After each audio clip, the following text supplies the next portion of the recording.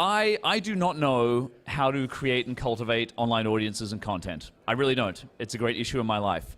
However, I'm informed that D.Cotter does know. So it's my great pleasure to introduce you, D.Cotter.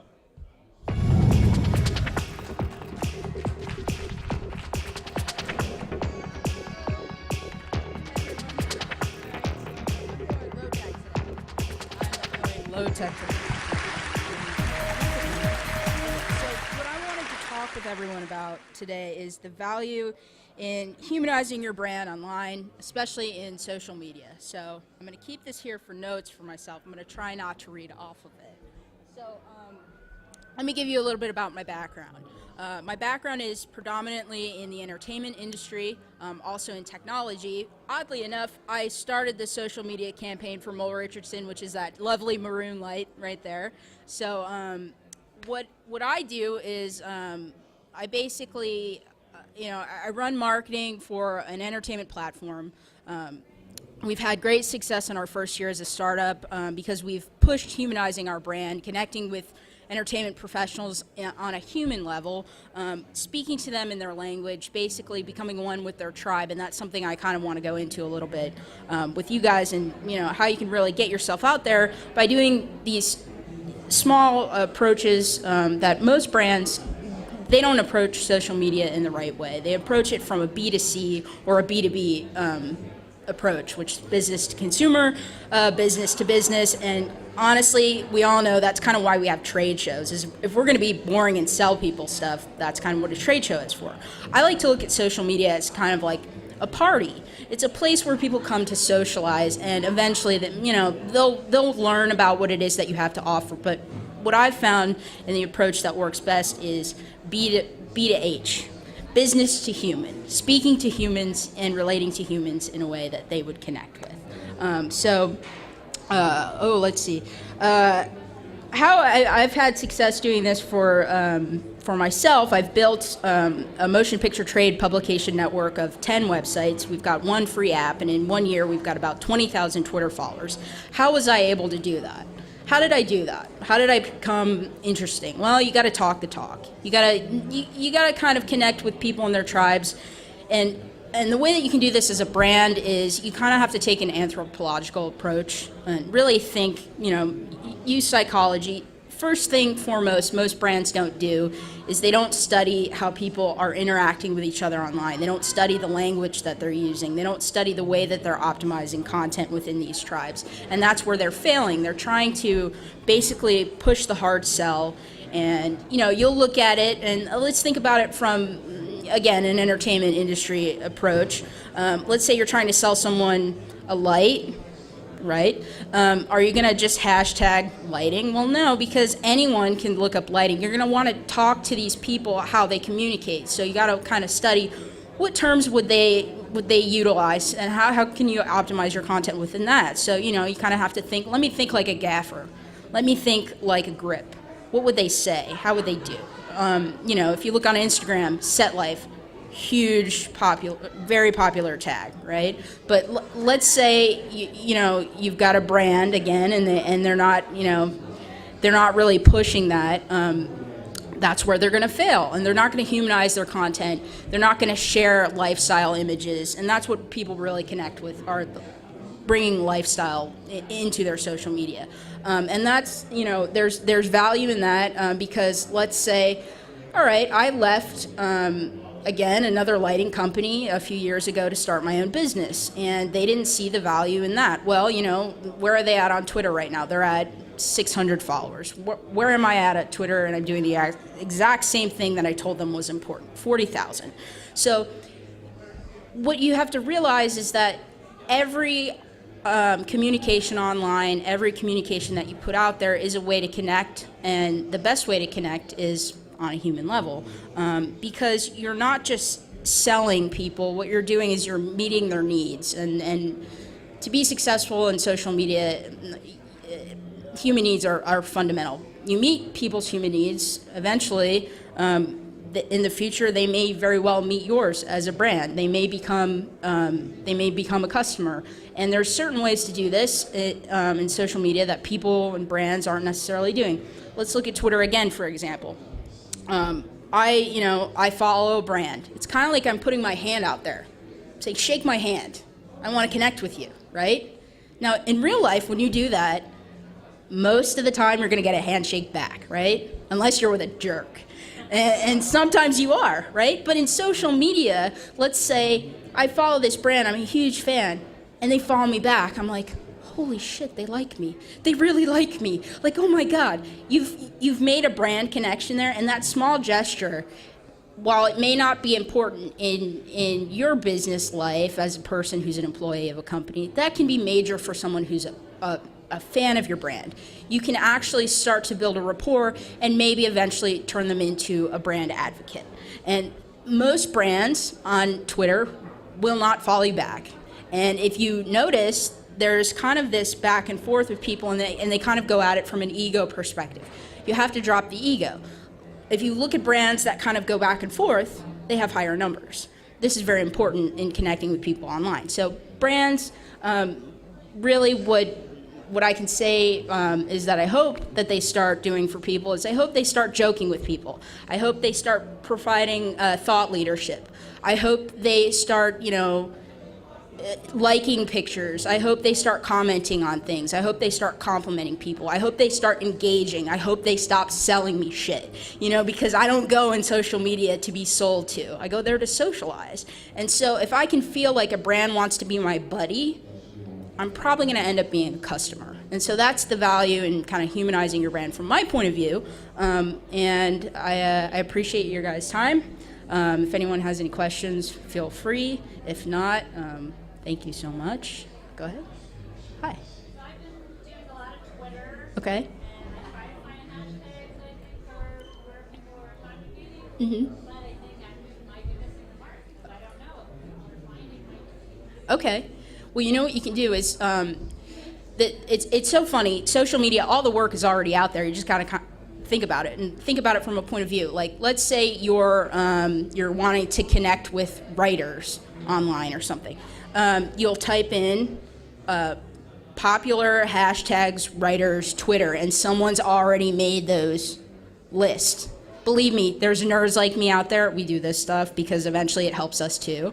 So like any topic, you can totally find that stuff. You can also start thinking from their point of view. Like, hey, from a social point of view, like what's a term that someone starts using? Like, okay, like you have, let's see, I don't know, an eco-friendly product.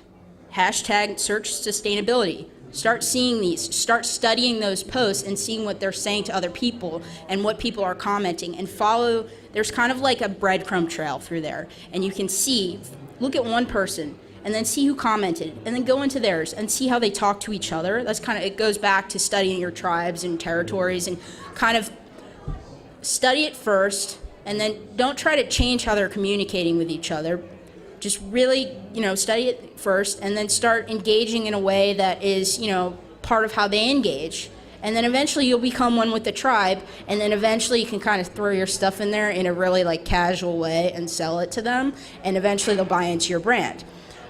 Either in being a fan, because that's of value, or actually making a purchase. And so, you kind of, it's really easy to do a search and to find all that information, and also studying people who are doing exactly what you want to be doing, but have these like crazy numbers. Watch them, mimic them. Don't totally copy them, but mimic what they're doing. See what works for them. Just, if you spend the time to look, it's all out there. Yep. So I'm trying to understand, if you are a brand and you have a lot of followers, how often do you engage with the followers to create that two-way dialogue? And is that necessary? Okay, yes, it's always necessary to engage. What I can say about social media is being consistent. If you want to be good in anything and you want to be good in social media, it's being consistent. You don't necessarily have to talk to that same person every day for them to be engaged with you. Let's say one day you put out a Twitter poll.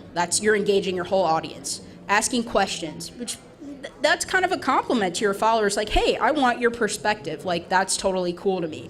Liking photos, yeah. I have a system for every account that I have where I'll like a certain amount of photos a day. I'll schedule and also share content a certain amount each day. I'll comment on people's pictures. It's all about just being consistent. So just having enough activity out there. And if you do that, you'll be successful because people will appreciate it, because they'll feel appreciated when you engage with them. So, yeah. Go ahead. You don't have like unlimited time to dedicate to social media.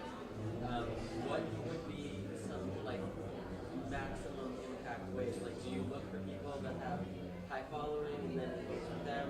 What do you think of like old following, groups of like matching with certain Okay. stuff like that? So what's like kind of everyone always wants to find shortcuts. Everybody wants a shortcut.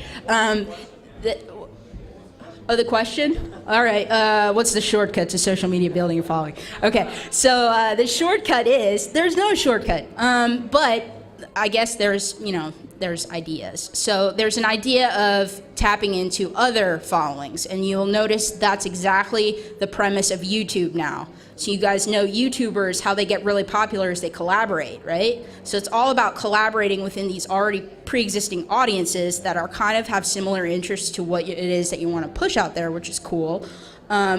Then again, in targeting, yes, you need to know where to look. You need to know who to go after. I'm a big fan of strategic targeting. I do it every single day for every brand that I have. A lot of people don't have time to do that. So I suggest if you can't do it every day, do it once a week.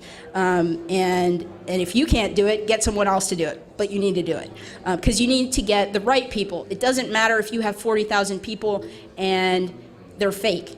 It matters if you have 40,000 people and they're professionals and you know that they are because you've combed through everything, you've targeted them, and that's really the best investment of your time because who wants a bunch of fake followers? Don't buy followers. It's not worth it. It doesn't do anything but feed your ego, and then eventually the people that you've bought them from will start taking them away, so you want to buy more. So that's something where a lot of people get hooked into that. I don't suggest doing that. But yeah, it damages. Yeah, it'll damage your engagement rates, and specifically on Facebook, how they do everything now, it's terrible if you do it on Facebook, so I don't suggest doing that. In the back.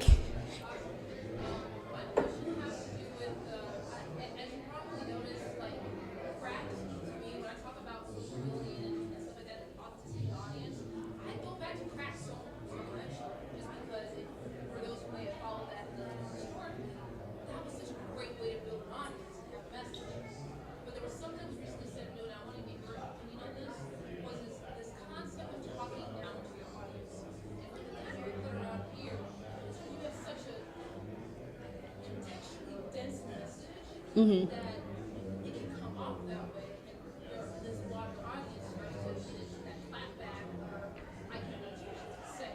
Mm-hmm. So in that, and building that audience, I see it like almost it's magical to me when people like you or like I'm like nerd and social media, like how these people get to navigate that. So from your perspective, where is the balance between having a very political message and still staying accessible to the audience so that they buy in versus, clap out just words?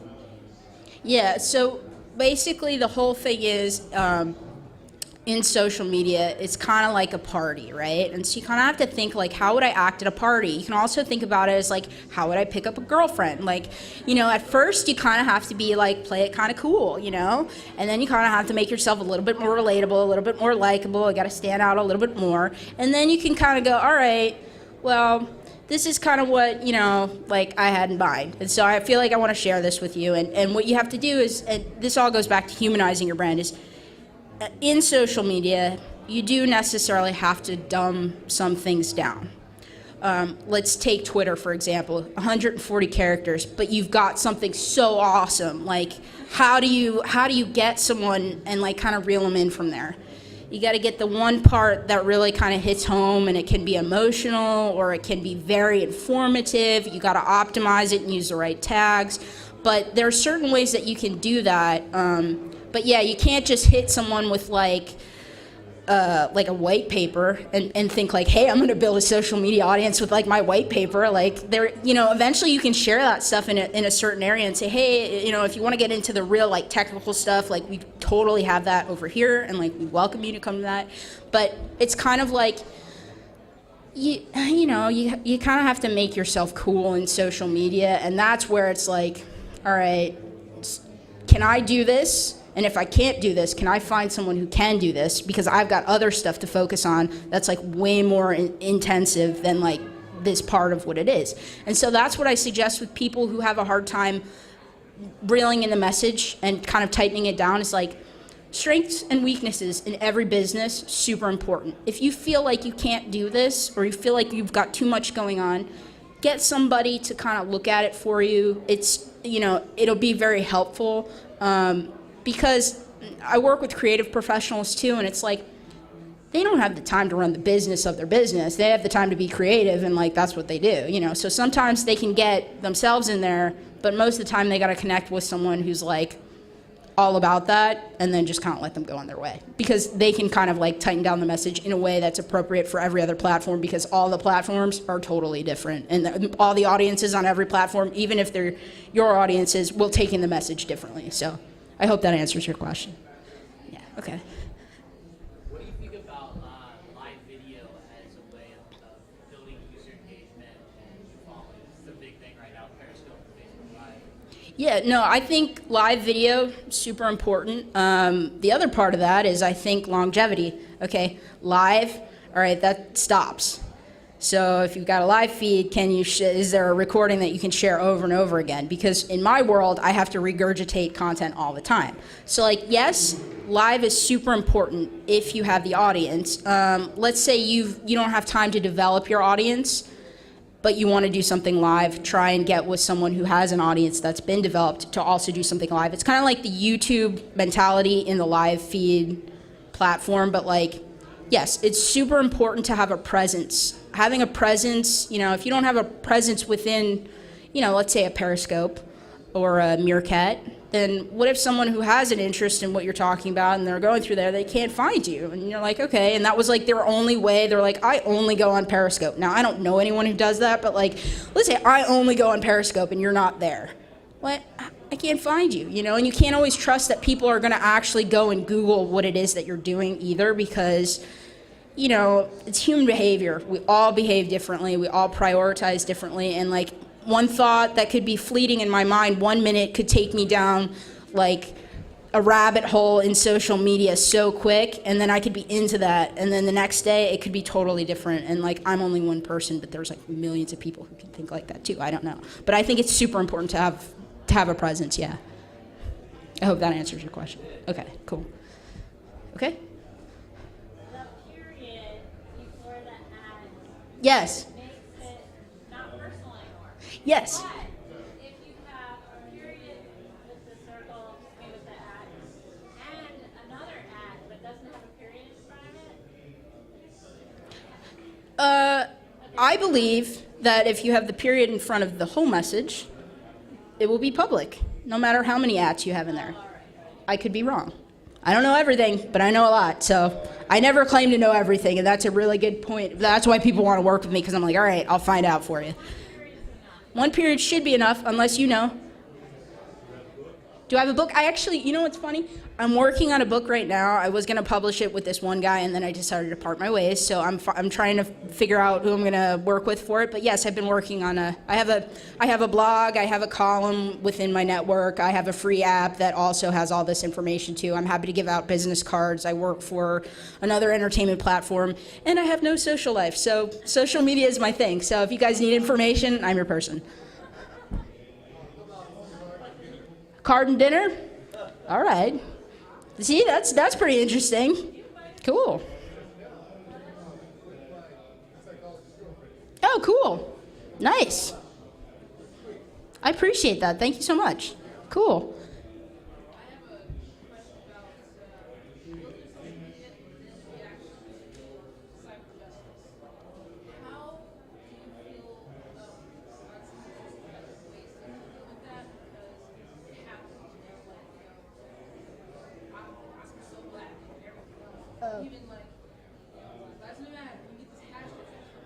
Yeah. Okay, so as a person, I feel like people should always have a voice and be able to showcase their voice no matter where they're coming from, no matter what's important to them. I feel like they should have a way to do that, so long as it's not bullying or hurting anyone. As a brand, this is interesting. So as a brand, if it were my brand, I would say I would stay away from that only if I couldn't provide good insight or try to ask a question. As from the brand's point of view, stirring up controversy, that's kind of a Donald Trump approach, and I don't think that works for a lot of people. It works for him. I don't agree with it, but if you're a Donald Trump person, more power to you, I guess. I don't know. Yeah.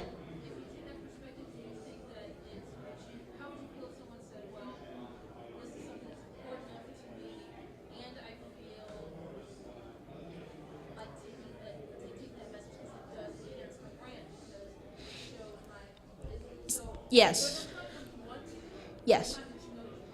Yeah, there's certain, like I said, if you can contribute value to it and speak about it in an educated way, let's say, okay, women in film, that's a huge thing right now in the entertainment industry. And, if you're avoiding that issue as a publication, you're missing out on a really good conversation. You're missing out on a huge audience to share that with. You're missing out.